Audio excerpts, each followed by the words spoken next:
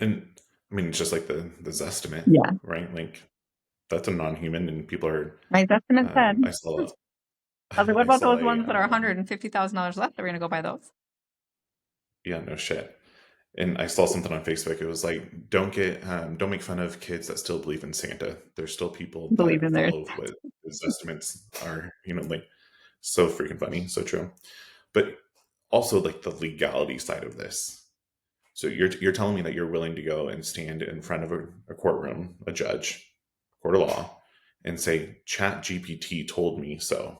Welcome to the Leading Lane podcast for real estate pros by real estate pros with your hosts, Ashley Frederick and Stephen Birch. If you're looking for an honest, authentic, and raw perspective, you found it. Welcome everyone back to the Leading Lane podcast. So interesting things, as we probably are all dealing with lately, is AI.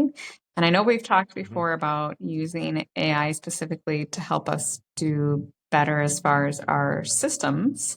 But what I've now started to see is AI play a role in like negotiations where the buyer or the seller is consulting with chat before deciding on things in the negotiations or in the offer. Have you had any situations like that?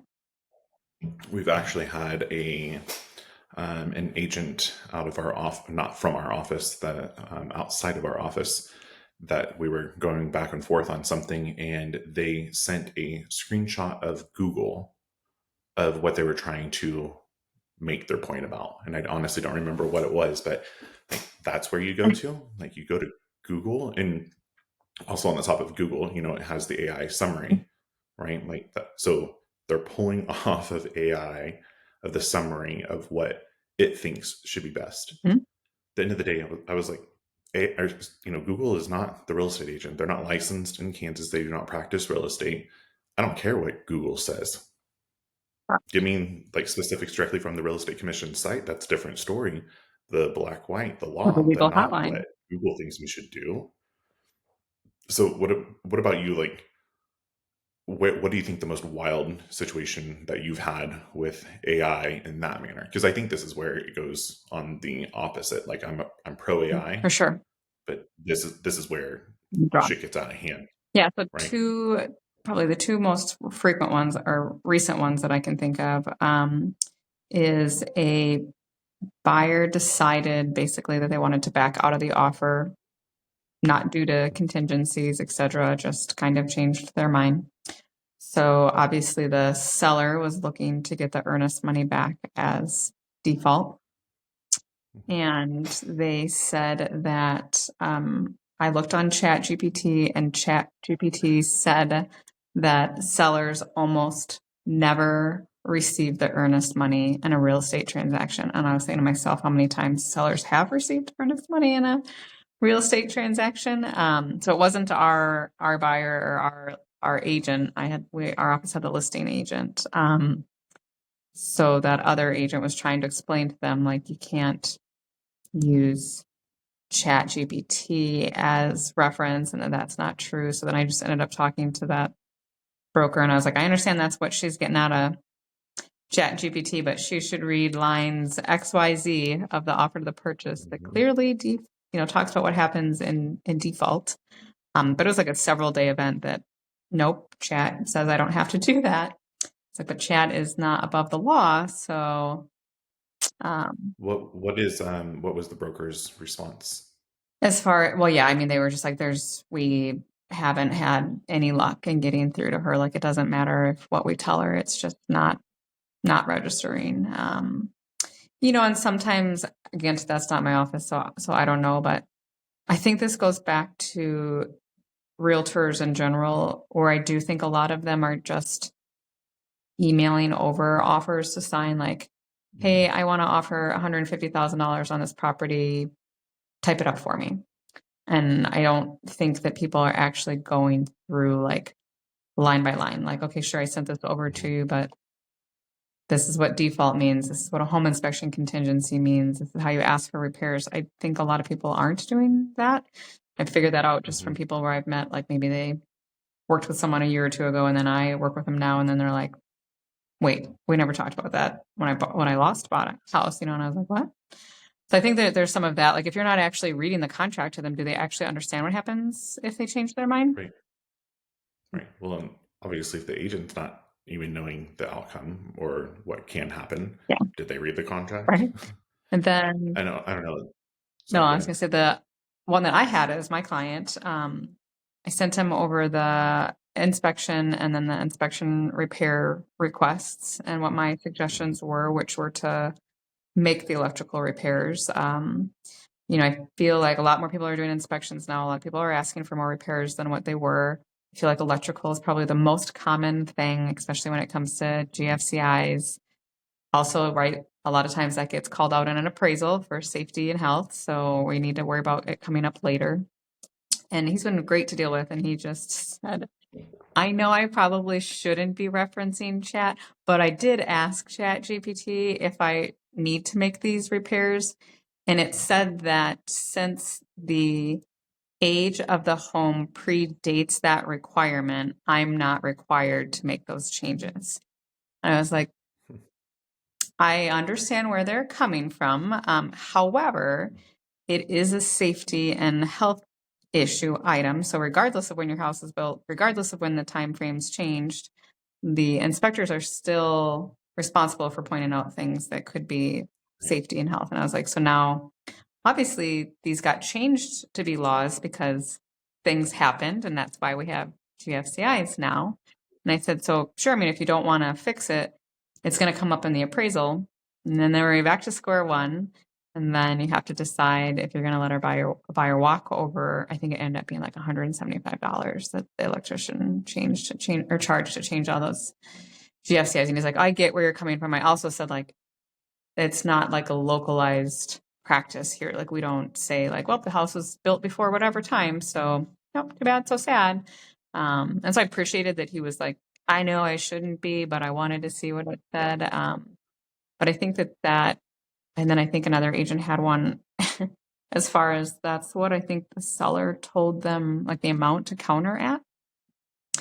And I think what's maybe wild to me is like, you've hired us to work in your best interests. You've hopefully hired us for our experience, but yet there's still this like trust issue line that you're going to rely on a computer generation output versus our 15 plus years of experience to tell you what we think is best. So I think that's the thing that is like wild to me, is that they're trying to get, like a verification, if you will, from like a non-human.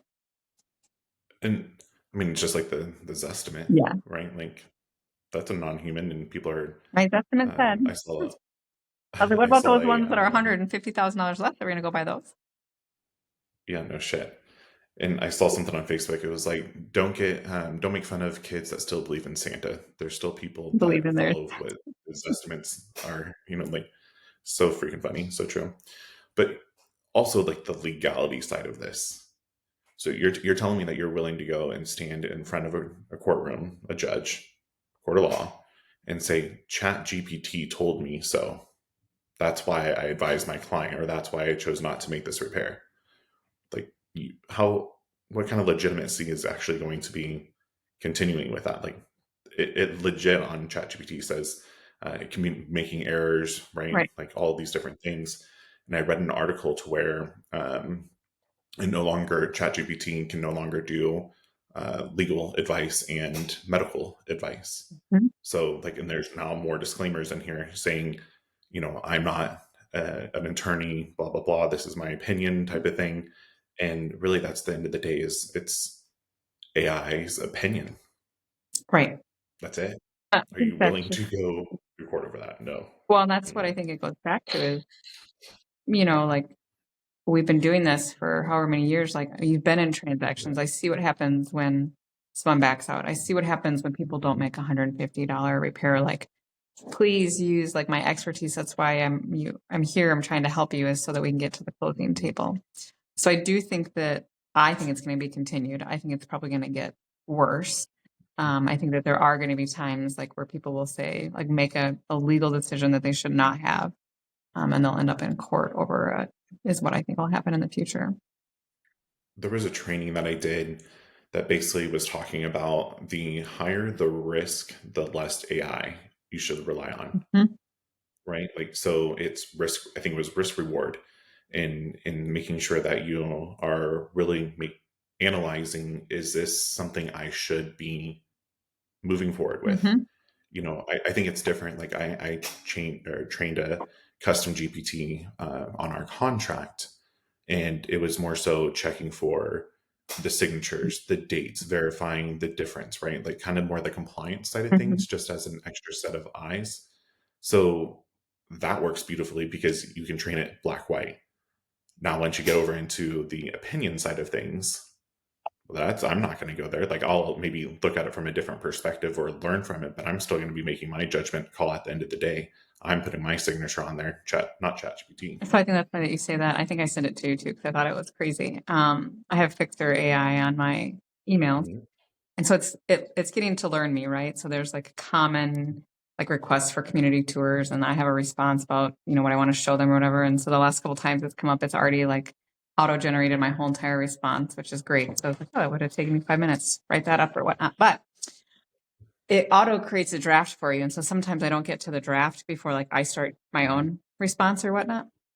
Mhm. So I recently received a cash offer on a property, and then I reviewed it, and I started writing, do you have a proof of funds? Because there was no proof of funds with the offer.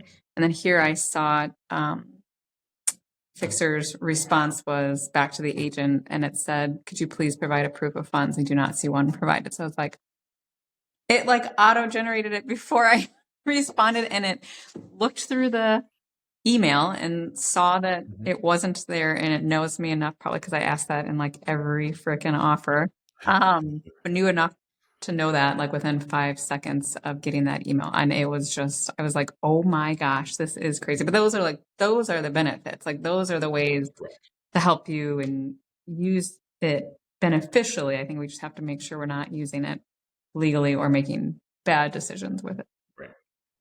And I think that's where the difference of people of understanding, like I truly do not believe AI is going to replace the service industry, replace realtors, replace agents, right?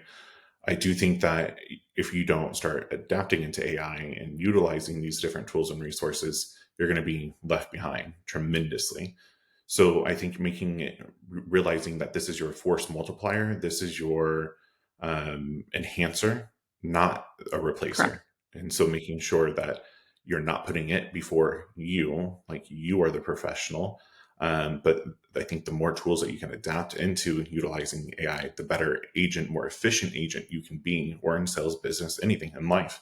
And there's so many different things that are out there, but I'm not going to rely on any of it to, like, it's almost like our vehicles, like it's not self-driving, but it is self-driving. I know there's a different term for it.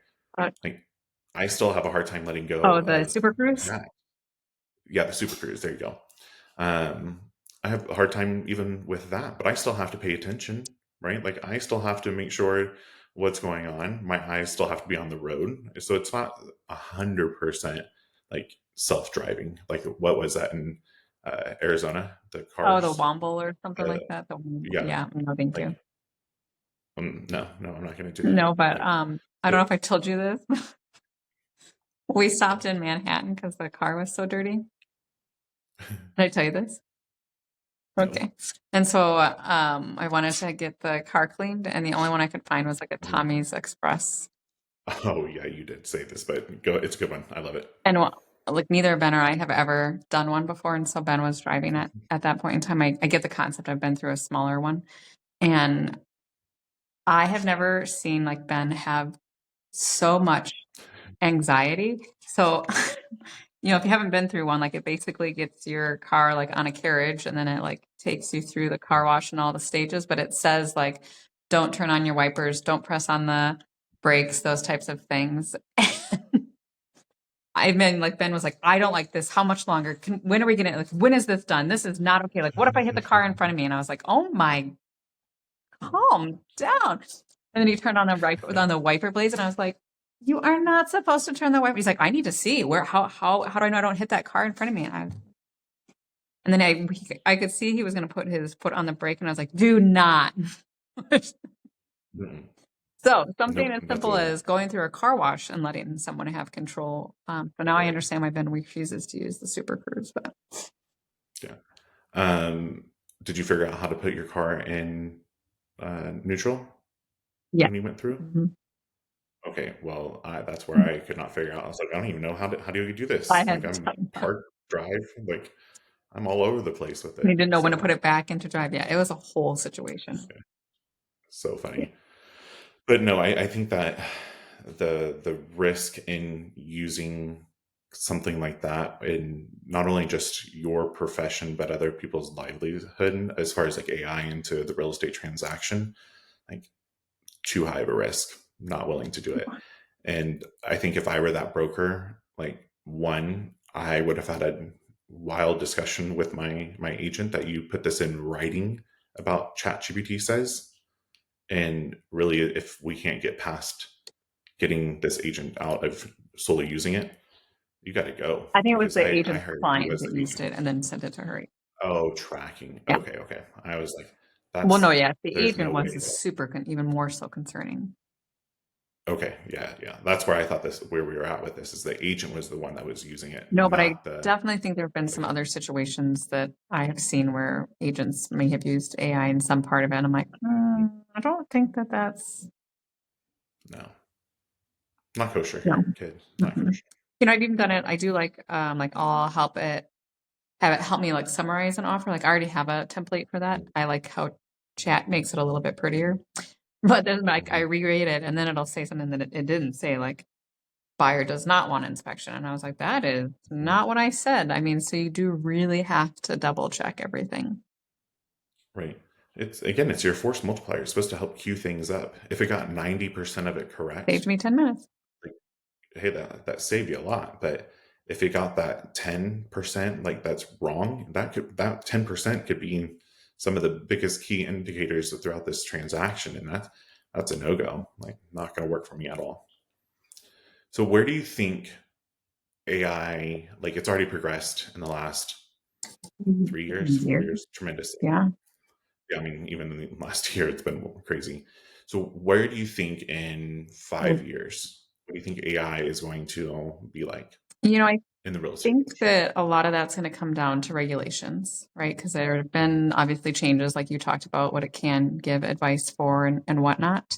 Um, I know that I've seen like robot type things that people think will be very active in the next 5 years. I still, in my opinion, feel like I'm not going to have a robot like open a door for me to show me around property, right? When it comes to transactions, I do think, and what we've determined too is that it will be able to pull a lot more information. So like when you're getting ready to list, right? Like there is going to be so much data as far as how much it sold for before, the tax bills, updates. I think a lot of that will be helpful. Like that takes us a lot of time right now to Mhm. pull all that information. I think that will be helpful. I think it'll probably give more information about sales, recent sales around that. I think all of that, which will be helpful. I think as far as like the actual contract, I'm not sure.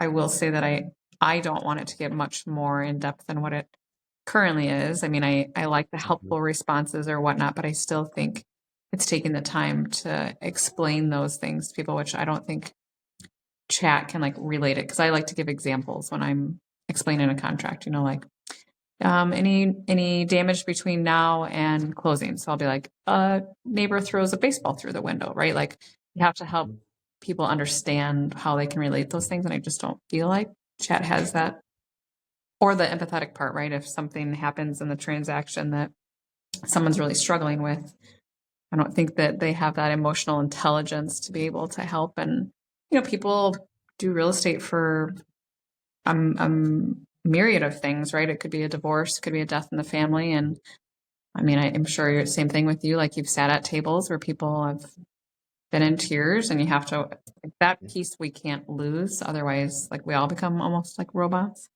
So I think Right. the information pulling will be very quick.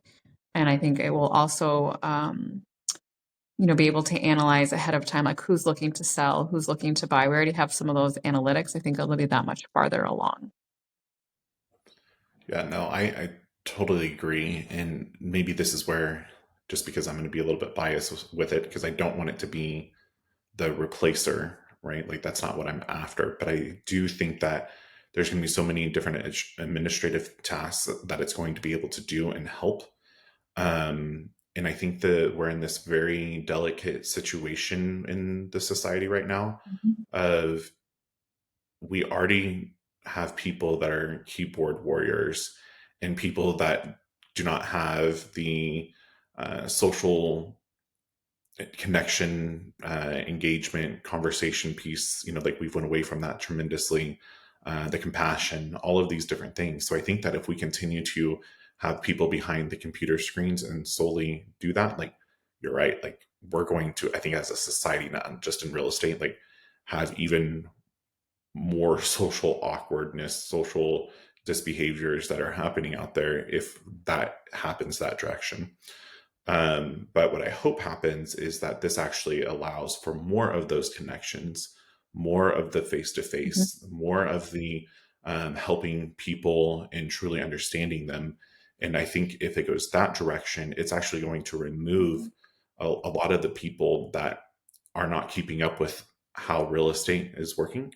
And even the changes in laws and everything, I think it's going to continue to wash and weed those people out. So I can actually foresee agents that are adopting AI and using this as a resource and the amplify your business, that you're going to increase your business tremendously because you don't have to be stuck behind that computer anymore. Yeah.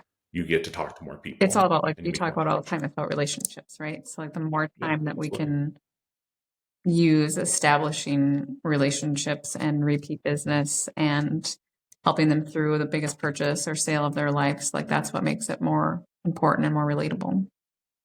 Right. And, like I'm going to give you an example. I mean, not really AI, but as far as just adapting a tool, we've always used Matterport, the 3D imaging virtual reality walkthrough. Here in the last probably 6 months or so on the property management side of things, we've made it a requirement for people to view the property through the virtual walkthrough before we will even meet them at the property in person. And so when we implemented that, of course, the staff was like, that's not good. Like, we want the customer experience. We want this, we want that, as I do as well.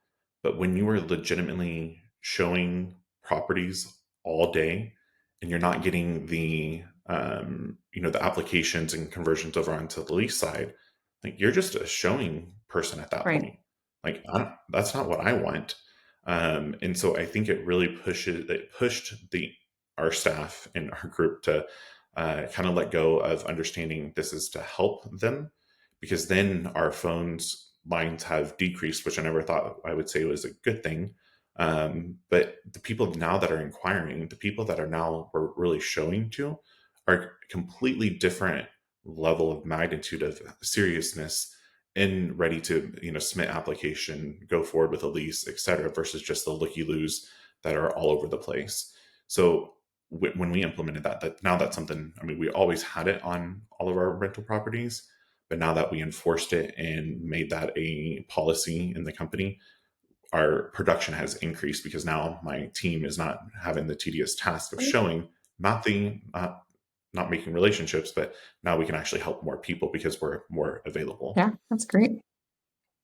Yeah, so good talk. I think it's going to be really interesting. Even this next year, there's going to be so many different things that I see in the pipeline. So I'm excited. I'm a little nervous, can't lie, with some of these things that are coming through. But I do, I kind of feel old. I remember when people like the MLS went onto the online instead of the book, and the internet and everything else, right?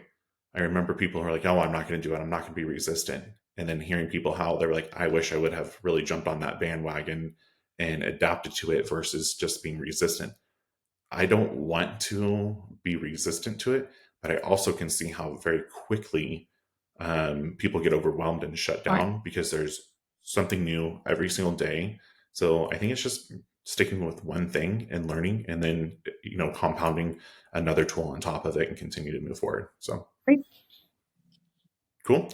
All right. Well, thank you for tuning in, and we hope that you'll listen next time. We appreciate you guys. If you've enjoyed today's episode, please like, subscribe, and share with others. Stay connected for more genuine insights and strategies to boost your real estate career on Facebook, or check out our website. We'll see you next time.